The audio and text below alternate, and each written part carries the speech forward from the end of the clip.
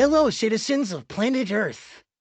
Welcome to the Great White North of New Hampshire on April 4th, 2824. I won't be repairing your guitars today. Sorry.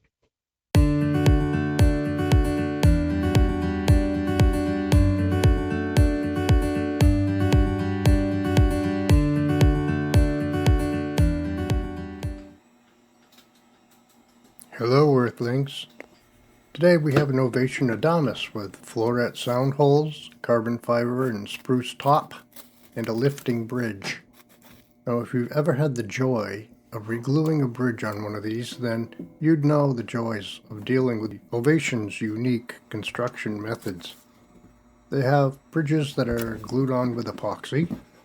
The Adamas line have no traditional sound hole.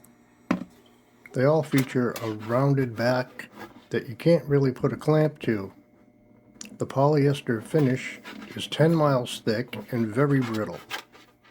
How then does one clamp a bridge back on when the sound holes are so small? How do you remove a bridge that's epoxied? Epoxied onto carbon graphite, no less. And how do you deal with cleaning up the old epoxy from the top and cleaning up the finish underneath the bridge? Stay tuned. Ovation uses these nylon registration pins to locate the bridge in the proper position and prevent it from floating when glued to the guitar. I've done many of these in the past, and I just happen to have the right heat shield on file. I'm using a food lamp to heat the bridge, and the corrugated cardboard works nicely as an insulator to protect the top. Epoxy is tough stuff, but it can be heated enough to be loosened by heat.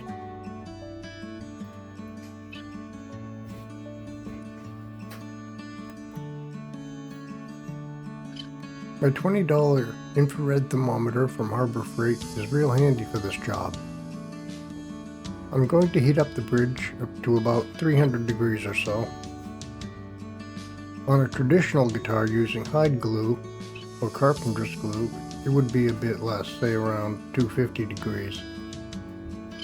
When doing this, you want to make sure you don't get distracted or walk away from the heat lamp. The lamp is capable of starting a fire if you let it go too hot. I check it with a thermometer often.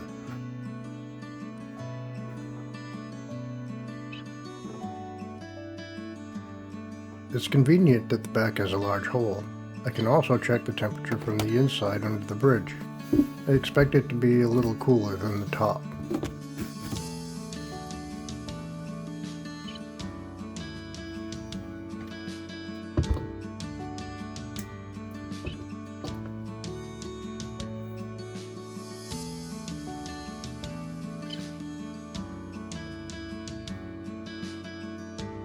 I move the lamp back and forth because I want the temperature to be somewhat even. When I'm satisfied that the bridge is at the desired temperature and evenly heated, I go ahead and start in at the rear of the bridge. Those registration pins are no match for my spatula.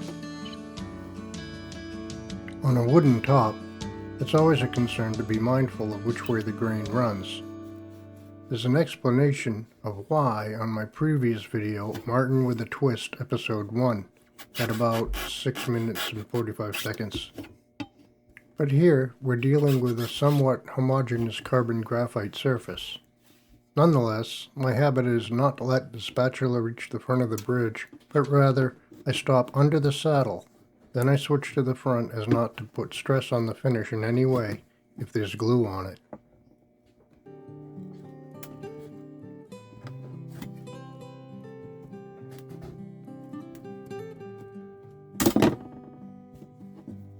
I'd call that a success.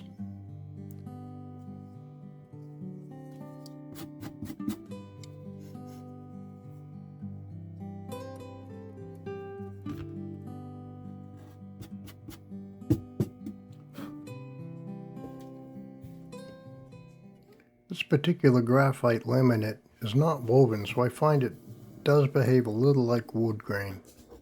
A layer of epoxy remains on the old glue on the bridge. It took a little of the graphite with it.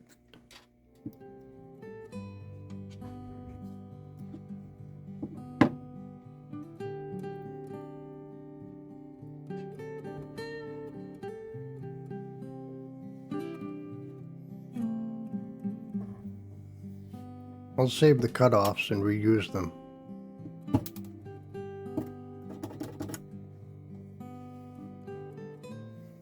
Ovation uses a thick polyester finish. It's easy to get off track when cleaning up the bridge, so I'm using a straight edge to keep the score line straight. It takes a bit more pressure than usual, and breaking a blade is not unusual. But it's important to cut it deep enough so that the finish does not disadhere from the top when using a chisel.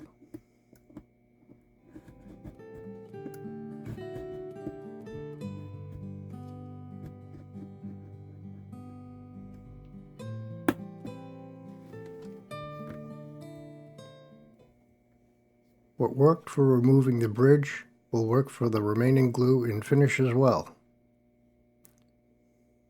I'm heating it up to make it softer and to chisel and cut easier.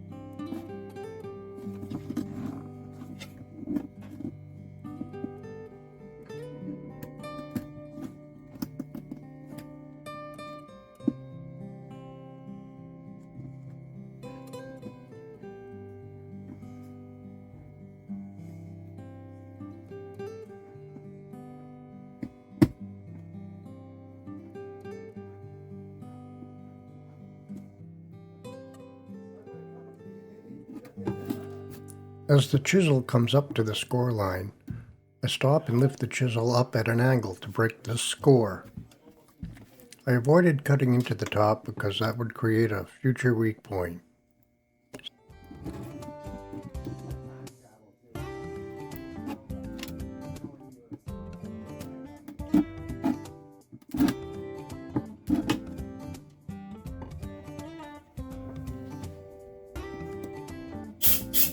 Some fibers are lifting. I may tack them down and sand them flush.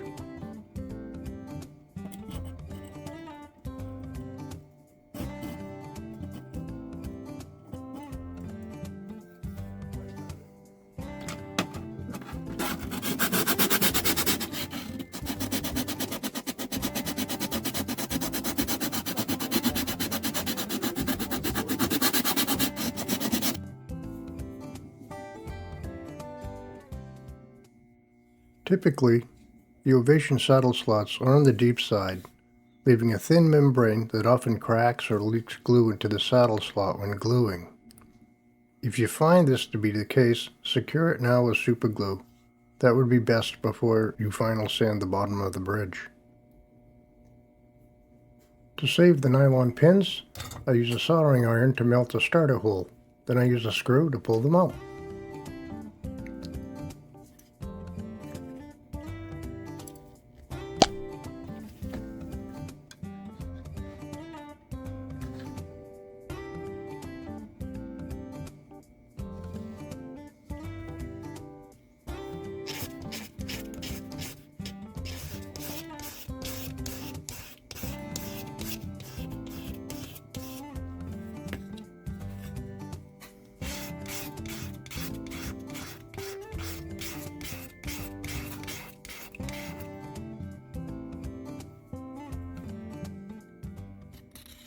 I'm using a razor blade superglued into a slot on a piece of scrap wood.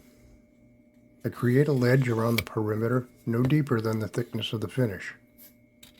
The overlap will be just enough to cover any sins when cleaning the top gluing area.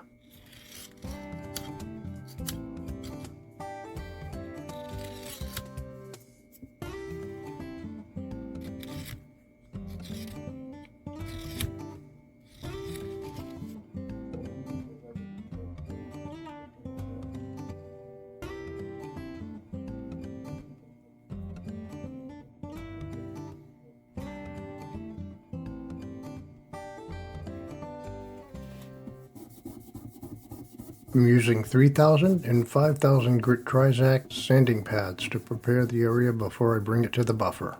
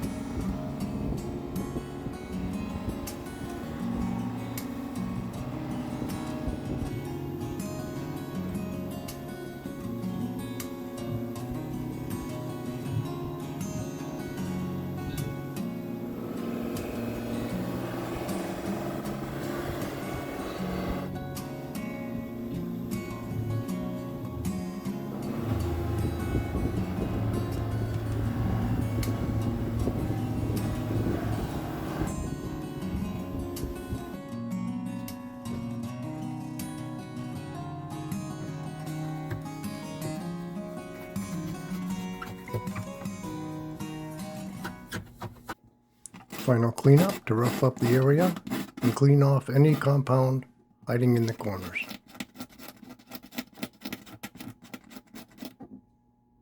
Okay, now the fun part. I've made a bunch of little blocks to span the area just under the bridge. I glued a plate of wood to them, creating a clamping caul.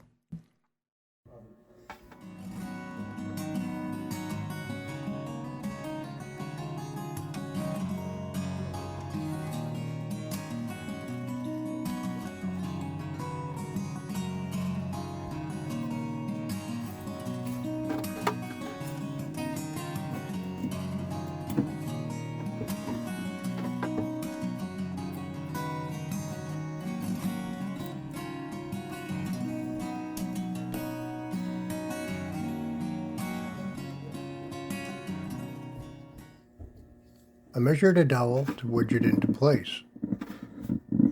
It'll prevent the area from flexing under pressure when clamping the bridge. Always do a dry run. I'm using slow cure marine epoxy because that's similar to what Ovation uses. And here's my method of applying pressure to the bridge. Unlike regular wood glues, epoxy doesn't really require a lot of pressure to create adhesion. It's more suitable for gluing synthetic materials together such as carbon fiber and works great on wood also.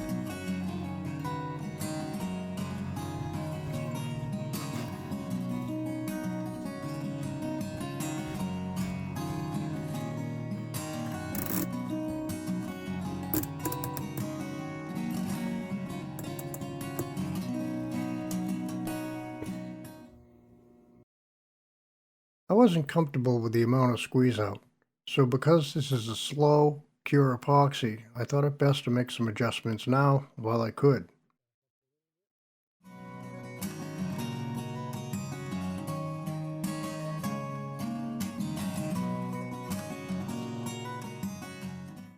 A thorough cleanup now with some clean paper towels and alcohol will save a lot of headaches after it cures.